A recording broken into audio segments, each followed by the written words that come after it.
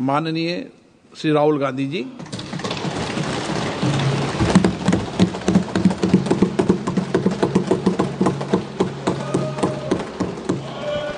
Thank you, Speaker Sir, for allowing me to speak on the President's address.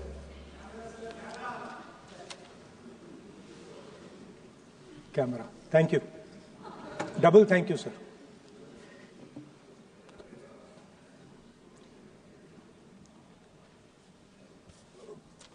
I heard the President's address. I sat there with Kharge ji and I listened to it. And I must say, I struggled through the President's address to maintain my attention on what was being said, because I had heard pretty much the same President's address the last time and the time before that and the time before that. And it was the same laundry list of things that the government has done. We have done this, we have done this, we have done this, 50 or 100 things that the government has done. And so while I was sitting there, I was thinking, okay, I am being critical about what is being said. And I am saying that this is not the type of President's address that should be delivered. Well, the question came to my mind, what type of address would an India Gathbandhan government deliver? How would that address be different than the address we heard? Because it's no point me saying that it is a laundry list and then not providing an alternative idea.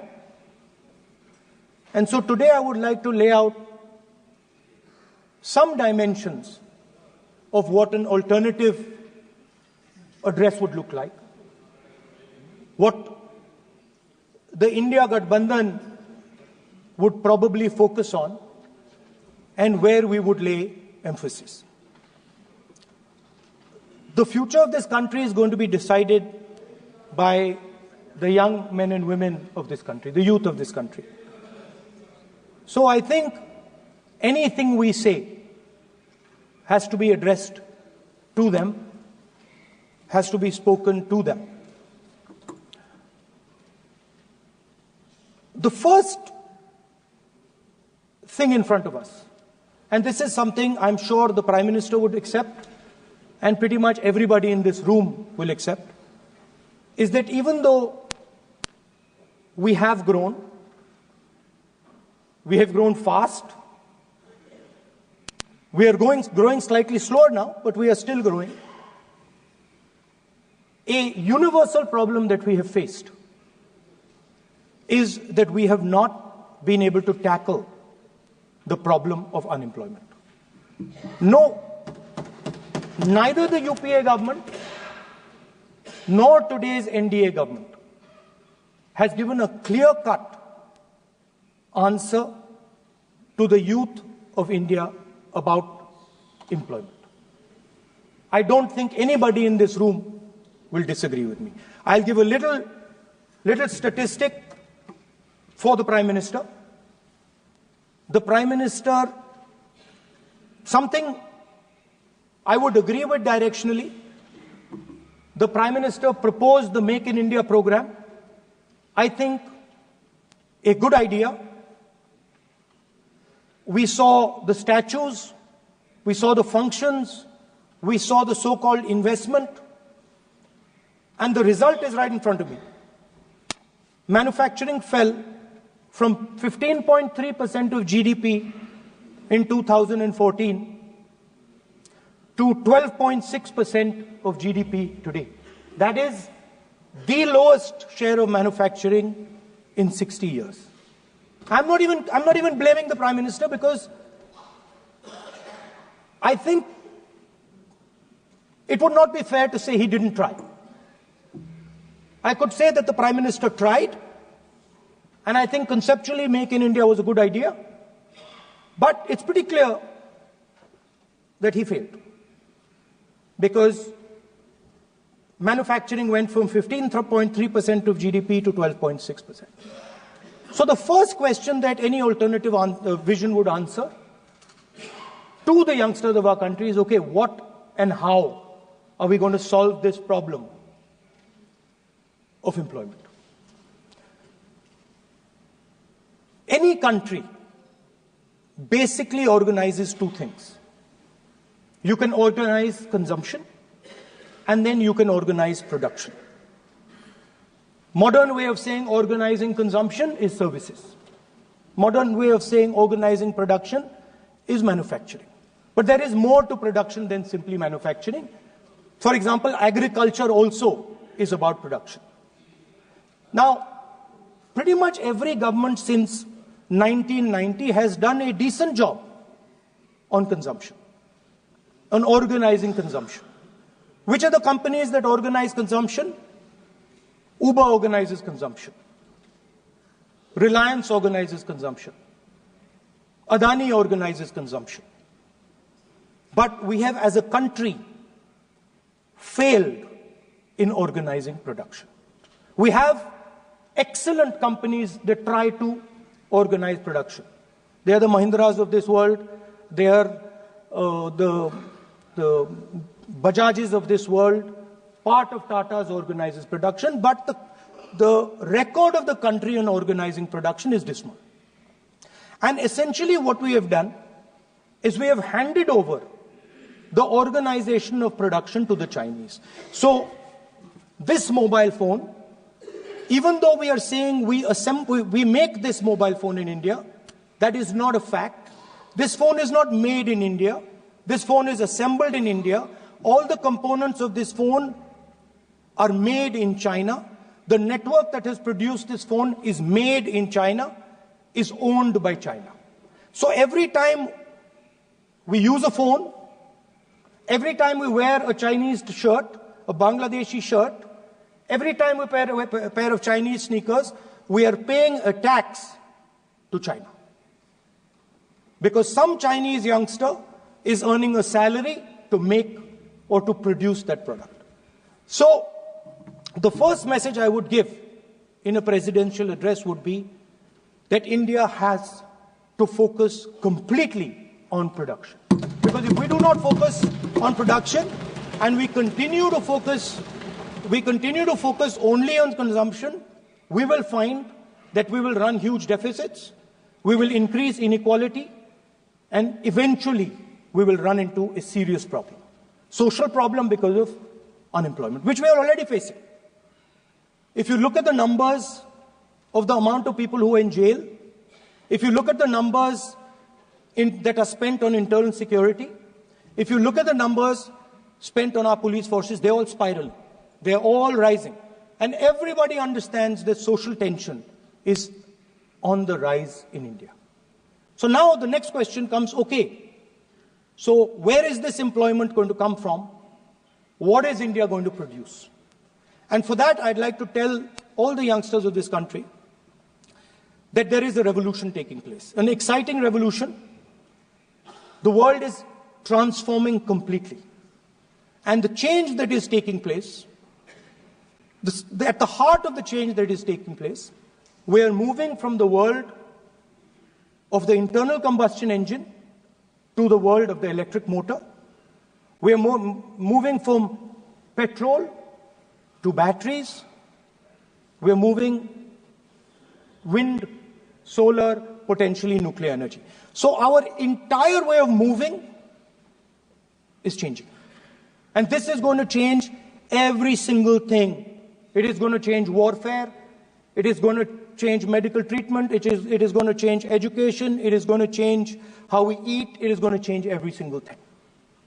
Now, the last time there was a revolution, called the computer revolution, the government of India had a clear focus.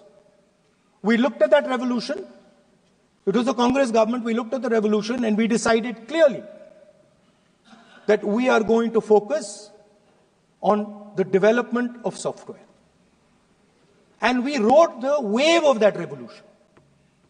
And today you can see the result.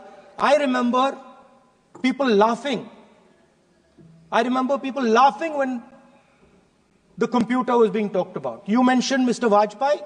I respect Mr. Vajpayee, but Mr. Vajpayee gave a speech saying that computers are of no consequence to India.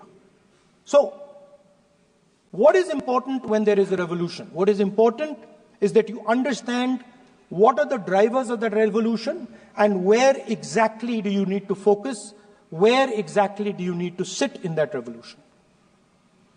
I said that this revolution is going to change everything. And I want the youngsters in this country to think about it. There is a war going on in Ukraine.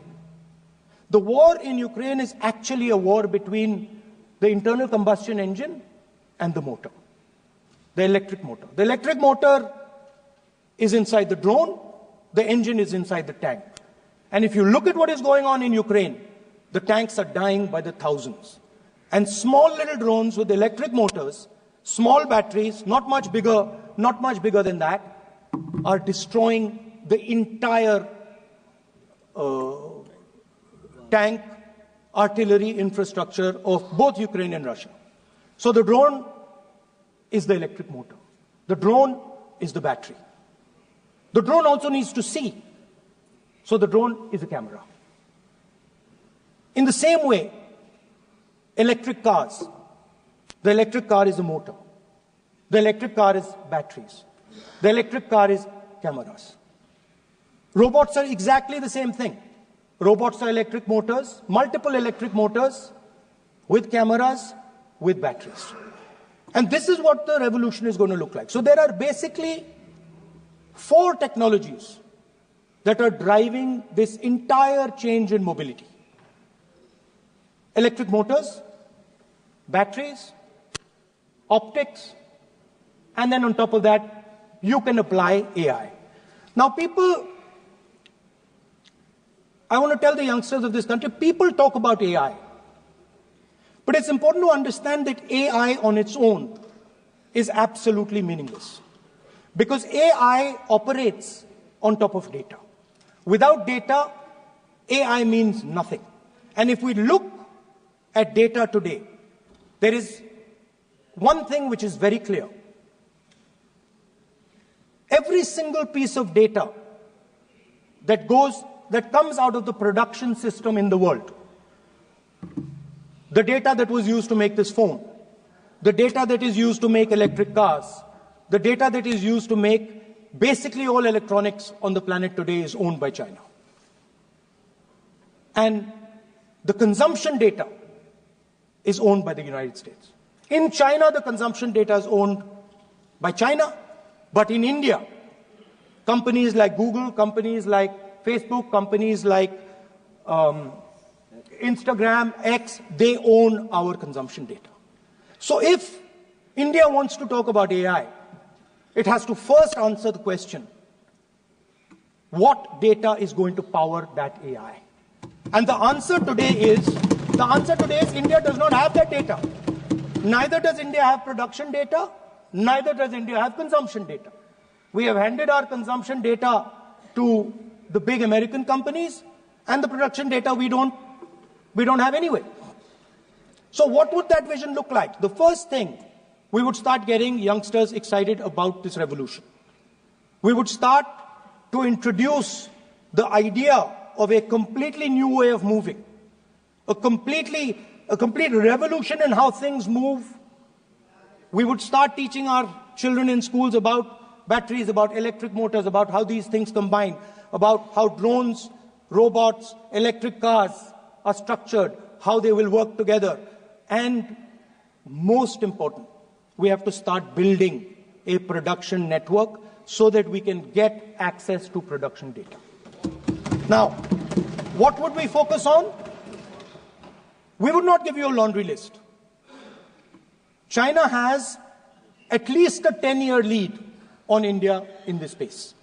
China has been working on batteries, robots, motors, optics for the last 10 years, and we are behind. So what would our president's address say to the youngsters? We will choose critical areas in each one of these technologies, and we will start to build capabilities in those areas. The second thing we would do, we would ensure that our banking system is not captured by 2 or 3 companies that basically do not allow you to build a production system.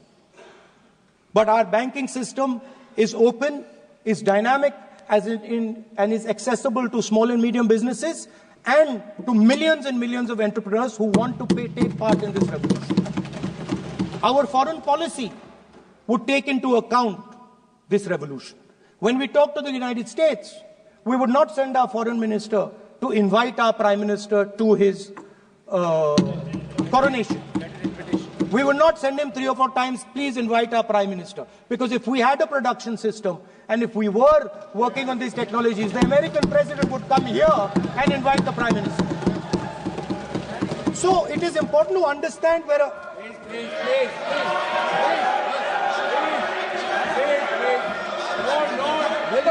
foreign policy.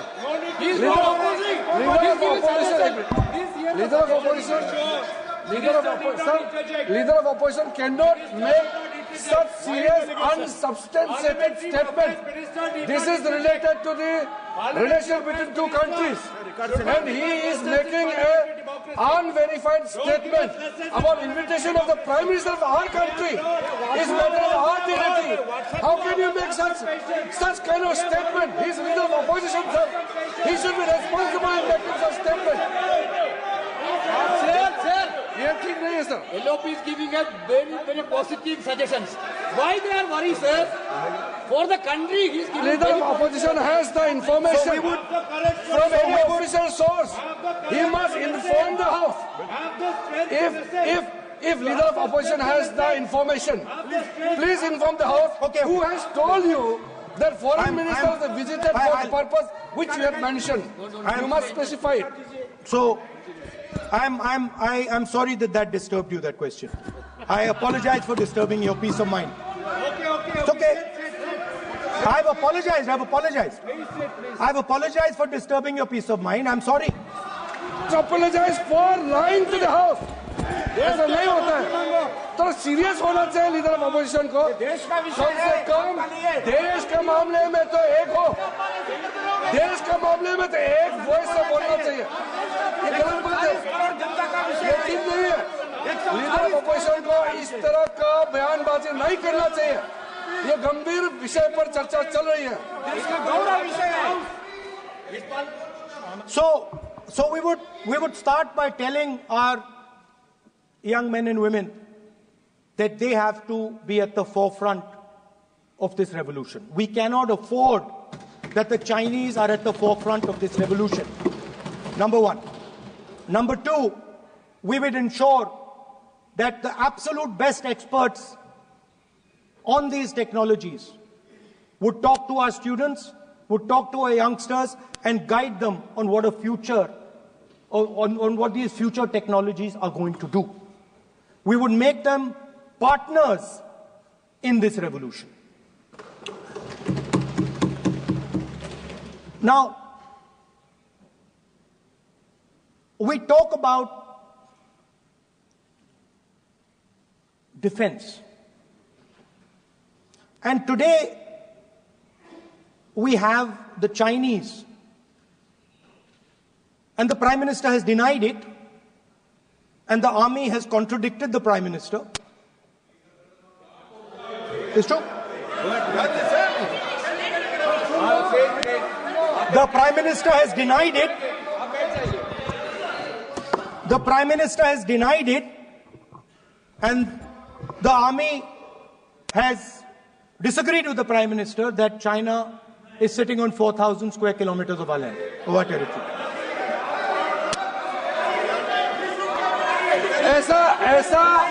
ऐसा इस सदन में अब मन चाहे बात नहीं बोल सकते हैं. ये बिल्कुल ठीक नहीं है सर. ये सीरियस मामला है. आप फॉरेन पॉलिसी पे, बॉर्डर इश्यू पर आप अपना कैसे मजाक बात कर सकते हैं? अपना मन मारन कहानी आप बना के बोल रहे हैं. ये तो बहुत सीरियस मामला है. विदेशी प्रतिपक्ष के नेता जो आप विषय बोल रहे हैं, जो विषय आप बोल रहे हैं, उसके तथ्यों को Let me speak.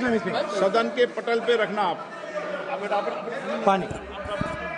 अनुरोध है लीडर ऑफ अपोजिशन बोलिए, हम लोग शांति से सुनेंगे, ये आपका अधिकार है बोलने का, मगर आप मन चाहे ऐसे सीरियस इशू पे कैसे बोल सकते हैं? ये सीरियस मामला है। आप सदन में बोल रहे हैं, मर्जी से बोलते हो, फॉरेन मिनिस्टर का बात बोल देते हो, सीमा का बात ऑफिशियल पर्सन से अलग बात करते हैं, ऐसा मत बोलिए, ये देश के लिए ठीक नहीं है। आपको सीरियस होना पड़ेगा लीडर ऑफ अपोजिशन। ये गंभीर मामले को आप ऐसा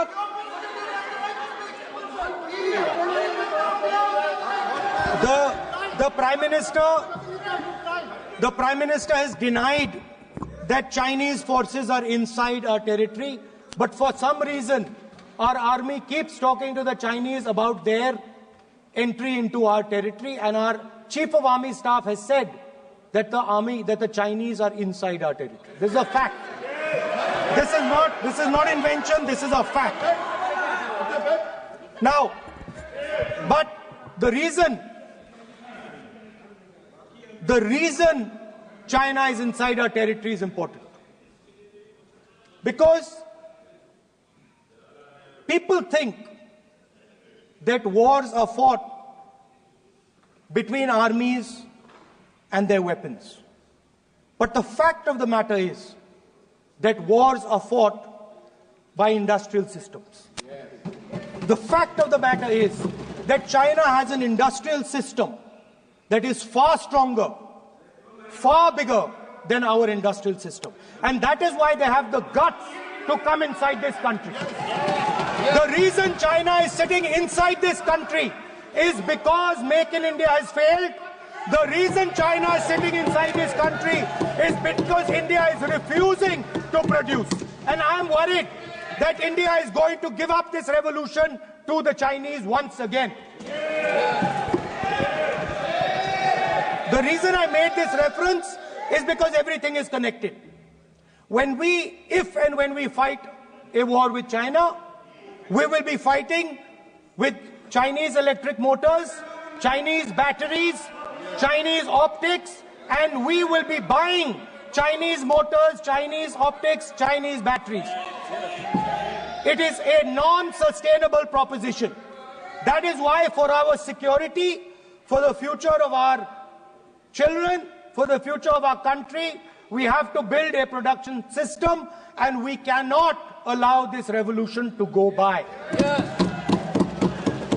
Now, the next step, we have a strategic partner called the United States. The partnership should focus on how India and the United States can work together to take advantage of this revolution. That is what the conversation should be on.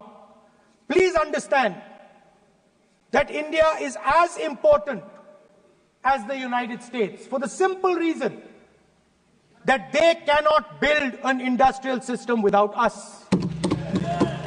They cannot build a production system without us. No matter what they say, the Americans simply cannot do what India can do because their cost structure is much, much, much more expensive than ours.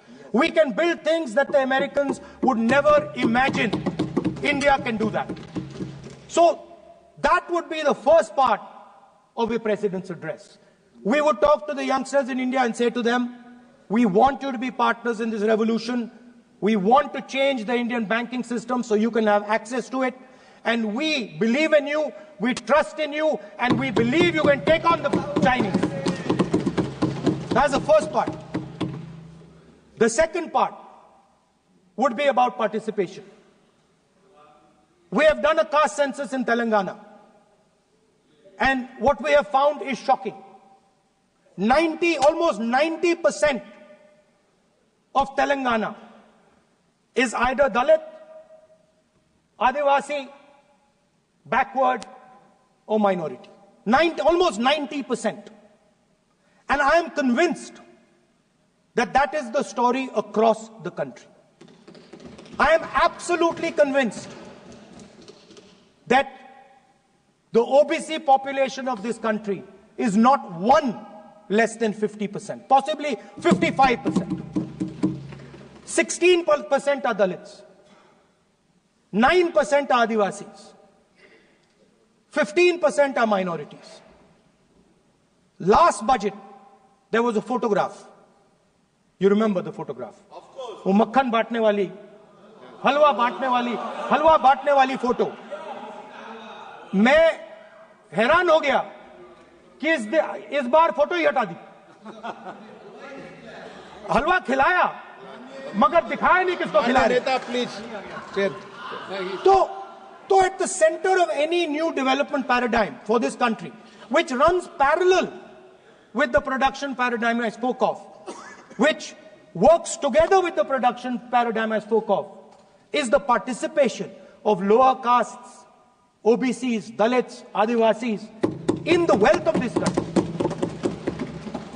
If we look at the largest corporates in this country, they're all owned. None of them are owned by OBCs. None of them are owned by Dalits. None of them are owned by tribals. If we look at the biggest media companies that support the Prime Minister, every day we see the Prime Minister's pleasant face, smiling face on these media. None of them are owned by OBCs. None of them are owned by Dalits. None of them are owned by Adivasis. This is the fact. So central to any new development paradigm is the architecture of a new paradigm. And that architecture of the new paradigm can only be built once the caste census is placed on this table. Because once the caste census is placed on the table, we will know exactly how much of this country's wealth, how much of this country's power, how many of this country's institutions are owned by 90% of this country. There are OBC MPs in the BJP. There are OBC MPs in the BJP. There are Dalit MPs in the BJP. There are Adivasi MPs in the BJP. Remember, you are OBCs, you have 50% of the population and you have absolutely no power. I know that you're sitting there and you cannot even open your mouth. That is the truth of the country. प्रधानमंत्री का चेहरा आपको दिखाई नहीं देता है. जाति जनगणना, प्रधानमंत्री का चेहरा आपको दिखाई नहीं देता है. Architecture, participation, revolution in this country that we are going to bring. ये अंधेरा हो गया है. पार्लियामेंट में ये कुछ दिखता नहीं है. सोनिया गांधी, प्रियंका, ये लीडर ऑपोजिशन को कुछ दिखाई नहीं देता है. ओबीसी बात करते हैं. So the idea is, Speaker sir, the idea.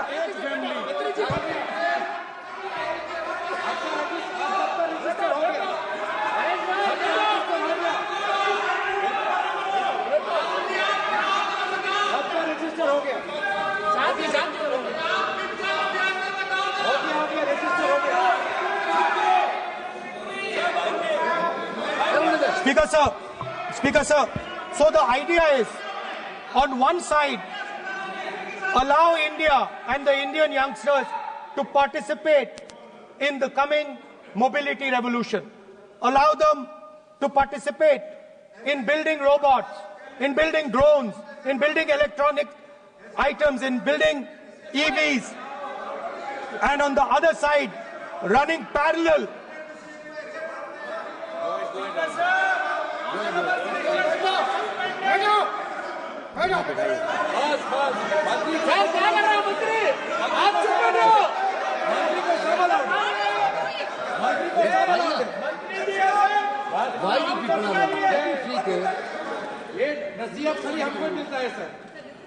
मैंने उनको ही मना किया. The country, Speaker sir. ऐसा नहीं है. आप भी बहुत डिस्टर्बेंस करते हैं. Okay, Speaker sir. So parallel ideas. One idea: participate in the mobility revolution. Whether you're thinking of economy, weapons, production, healthcare, India should participate in this revolution. India should become the master of the electric motor, master of the battery, master of optics, and master of AI applied on top of that production system. Now imagine the power of AI when we apply it to the caste census. You imagine what we will do with AI and what we will do with the social revolution in this country when we start to apply AI on the data that we get from the car census. So we are going to run a parallel track. On one side, participation, revolutionizing the participation of Dalits, OBCs, Adivasis in the ruling of this country, in the institutions of this country, in distribution of wealth of this country. And on the other side, parallel track, challenge the Chinese and participate in the revolution and defeat the Chinese in electric motors, batteries, solar panels and wind. Yes. So that is the first two parts of any presidential election address that any India Gathbandhan leader would give you. The final, of course, we go back to the Constitution. This, our favorite, just like the production system is a weapon, just like Jati Jangarna is a weapon of transformation, this is what the entire architecture is built on. I remember before the elections, all of you were saying 400 par, and you were saying you would change this. And then I was glad to see that the Prime Minister walked in and then was forced to bow his head in front of the Constitution. It was a moment of pride for all Congress people that we had explained to the Prime Minister and to the whole country that no force will dare touch this. Yeah. I know that the RSS has never accepted this. Mohan Bhagwatji has said that India didn't get independence in 1947. He has said that this constitution is meaningless. I know that is at your heart. We will never let your dream come true. This constitution is going to rule India always. Now, एक minute आप प्रतिपक्ष के नेता हैं, मेरा आपसे आग्रह है कि जो विषय आप रखें वह तथ्यों पर आधार पर रखें, उचित होगा। मैंने आपको पहले भी कहा, और जो सदन के सदस्य नहीं हैं उनकी चर्चा न करें। बताता हूं सर, मोहन भागवत आप नियम प्रक्रियाओं की पालन करें, आपसे अपेक्षा। सर, मोहन भागवत जी ने स्टेटमेंट दिया। मोहन भागवत का statement sir, one second. We will authenticate. Speaker sir, we will authenticate. Speaker sir, Mohan Bhagwat ji made a statement saying that India did not receive independence in 1947. It received independence when the Ram Mandir was inaugurated. We will place that on the table. Now, sir, I would like to mention one small thing, but very important thing. Speaker sir, this constitution is supported by this constitution is supported by the vote of our people. Without the secure vote of the Indian people, this constitution means nothing. Now I want to bring to the notice of this House some data, some information about the Maharashtra election. Very simple stuff. Speaker sir, between the Lok Sabha election, which the India Alliance won, and the Vidhan Sabha election, the voting population of Himachal Pradesh was added to the voting roll of Maharashtra. Meaning the entire population of Himachal Pradesh was added to the voter rolls of Maharashtra. Please understand what I am saying. In Lok Sabha, the difference between Lok Sabha and Vidhan Sabha was the population of Himachal. The entire population. Almost 70 lakh new voters suddenly arrived between Lok Sabha and Vidhan Sabha. Now, the most interesting part, and the Prime Minister is not looking at me. The most interesting part,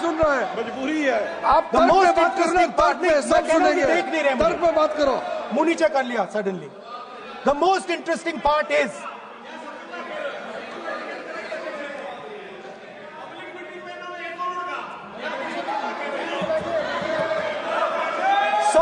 Sir, Maharashtra में more voters were added in 5 months in Maharashtra than were added in 5 years in Maharashtra. जितने 5 साल में add हुए उससे ज्यादा 5 महीने में add हुए, आखिरी 5 महीने में लोकसभा चुनाव के बाद। सर, एक बिल्डिंग है सर शिरडी में, एक बिल्डिंग में 7,000 नए वोटर एक बिल्डिंग में ऐड हुए सर। एक बिल्डिंग में 7,000 नए वोटर ऐड हुए सर। सर, मैं कोई आरोप नहीं लगा रहा हूं, मैं कोई आरोप नहीं लगा रहा हूं, मैं सिर्फ ये कह रहा हूं सर कि ये इसमें कुछ ना कुछ प्रॉब्लमैटिक है कि हिमाचल प्रदेश जितने बड़े वोटर्स लोकसभा के बाद जादू से आ जाते हैं। अब हम क्या कह रहे हैं, हमने इलेक्शन कमीशन से रिपीटेडली कहा है कि हम आरोप नहीं लगा रहे हैं, आप एक काम कीजिए, हमें लोकसभा की वोटर लिस्ट दे दीजिए, नेम एड्रेस और इलेक्ट्रॉनिकली दीजिए, और विधानसभा नहीं है। नहीं सर, नहीं नहीं नहीं नहीं नहीं नहीं स्पीकर सर वो सब वेबसाइट पे रहती है, सब जानते हैं, कभी भी कोई निकाल सकता है। स्पीकर सर, मैं समझा देता हूं सर। स्पीकर सर, वो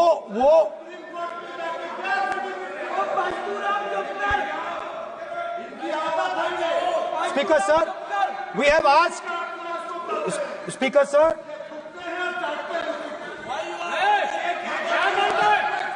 Speaker sir, we are asking this question. We are asking this. Speaker sir, population of Himachal Pradesh. Please. Population of Himachal Pradesh has voted.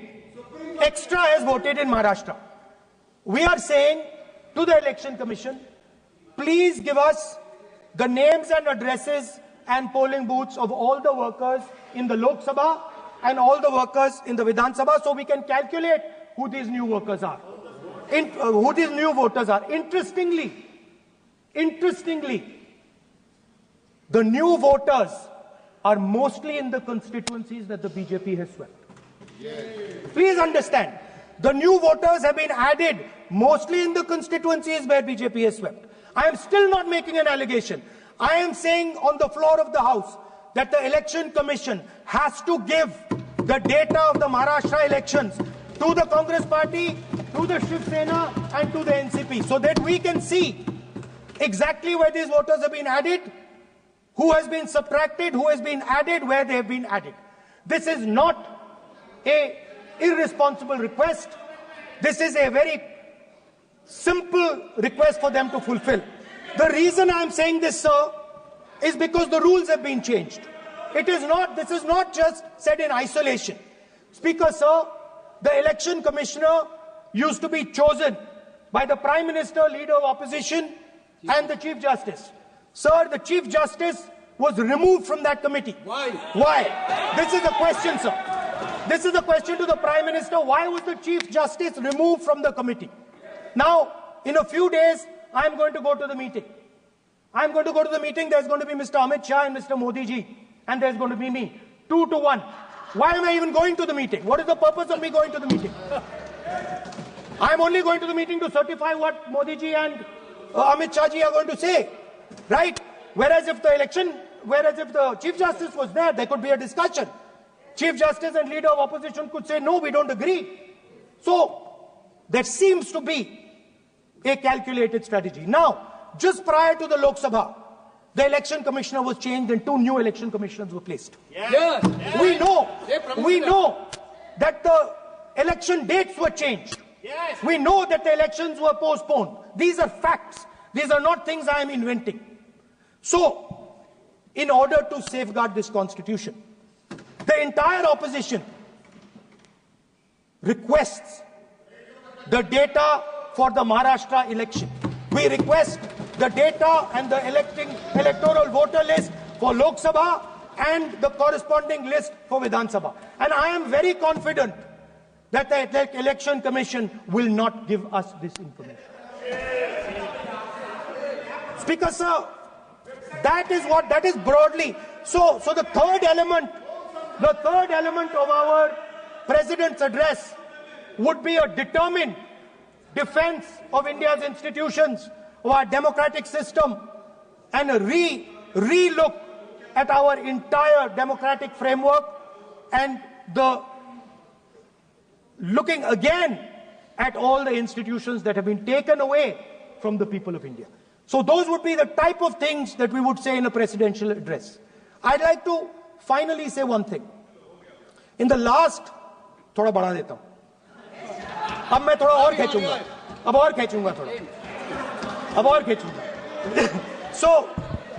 So in the last, there is a background, a philosophical background to what I am saying. Essentially, what I am saying to the youngsters of India and to this house is that instead of focusing on multiple things, instead of telling us a laundry list, give us a strategy, give us a vision, make it clear, right? Now, there is a philosophical basis to this. There is even a deep philosophical basis to this. I showed you the picture of Shivji, which you didn't allow me to show. I showed that picture for a reason.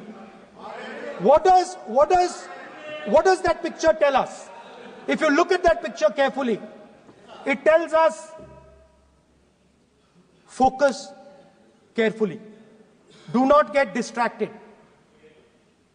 Do not look here and there. Do the job at hand. So there is a philosophical basis to the speech I have given. I have not told the House and the country that we will do this, and this. This is the philosophy of Shivji. Say what you have to say, but be clear that you're going to do that one thing and don't do 56, 70 different things. So there is a link between our philosophical tradition, our religious tradition, and what I'm saying. And that is what India needs to do. India needs to connect the past, the values of the past. You talk about Sardar Patelji, but you destroy Sardar Patelji's values every day. You talk about Ambedkarji, you destroy his values every day. You talk about Nehruji. No, you don't talk about Nehruji. Right? You bow in front of Buddha. You destroy what he says. So the point is, you have to be truthful to what you are. Right?